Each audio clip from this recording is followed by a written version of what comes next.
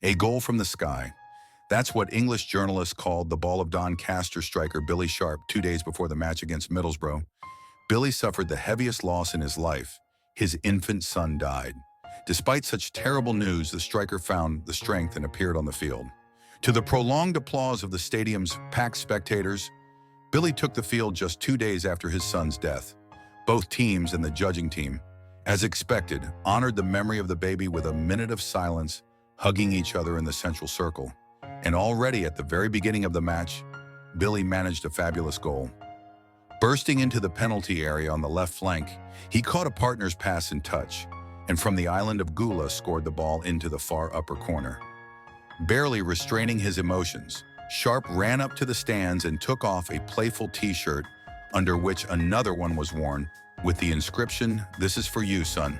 The referee did not even think to get a yellow card, as it should be, for displaying any slogans on a t-shirt during the game.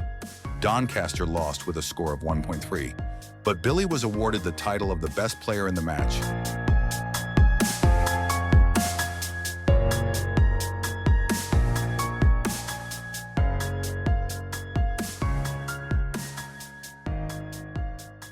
In the October confrontation between Tottenham and Newcastle, the main characters of the match were Spurs defenders Sergio Reguilón and Eric Dier.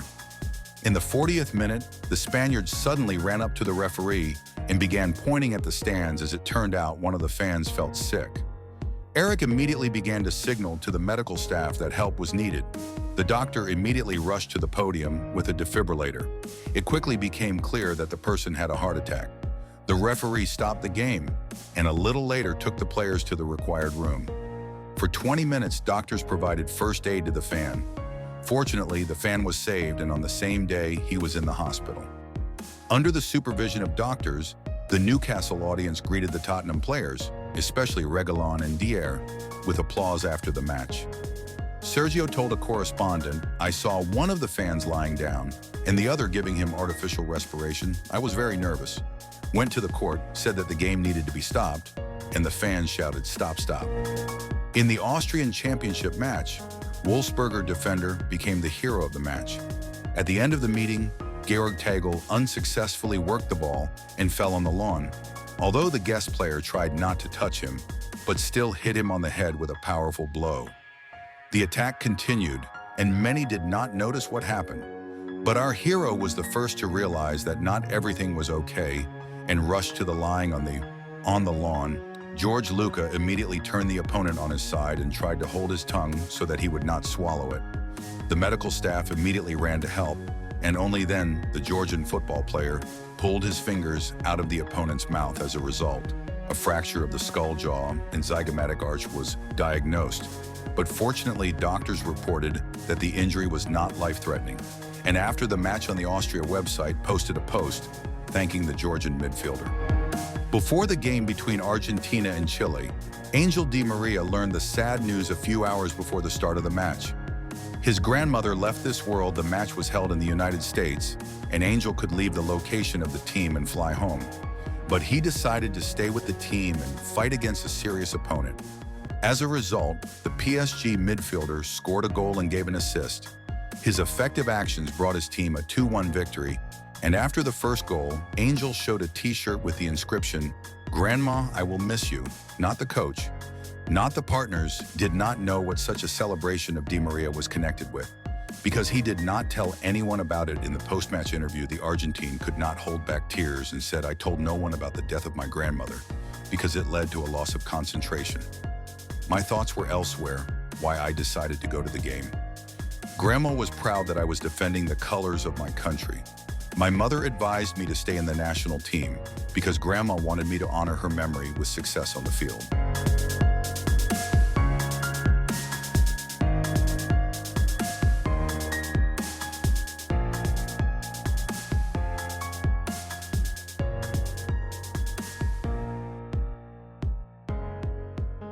During the pre-match training, Liverpool's Spanish midfielder Thiago received confirmation, so the Spaniard missed the match, and his place in the starting lineup was taken by Keita.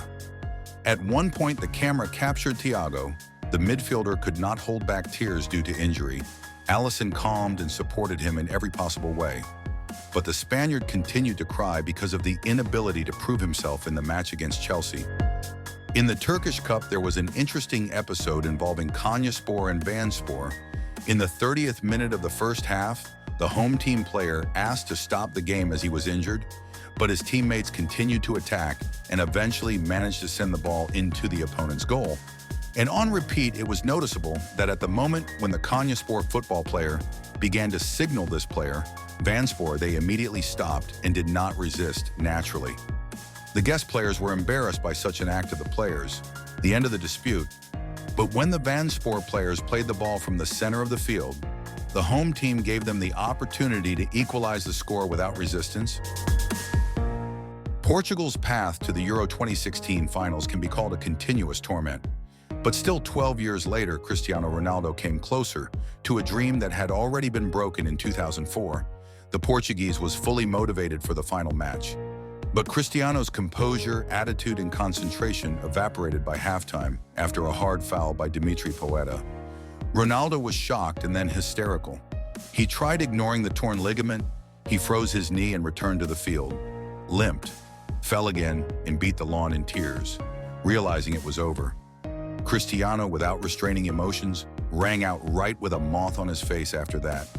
He was carried off the field on a stretcher in tears at halftime. Cap gave a motivating speech that touched every player. "Listen, guys, I'm sure we will win. Be united. Come out and fight in the second half." Ronaldo finally forgot about the injury and jumped in front of the screen in the locker room and couldn't stand overtime and returned to the bench where he managed the team with Santos and occasionally correcting the tape on his sore knee after Eder's winning goal. Ronaldo burst into tears again. But this time with happiness in the end, the Portuguese became European champions after frolicking with the cup on the field. Krish came to his senses and gave a historic in the locker room. "I would like to thank the man standing here at this moment," Ronaldo pointed at Santos. "Firstly, without him, all this would not have happened. Secondly, I want to thank all the players, the staff, everyone involved in the victory. No one believed in Portugal, but we did it. Each of us is a trophy that we miss so much. I am happy."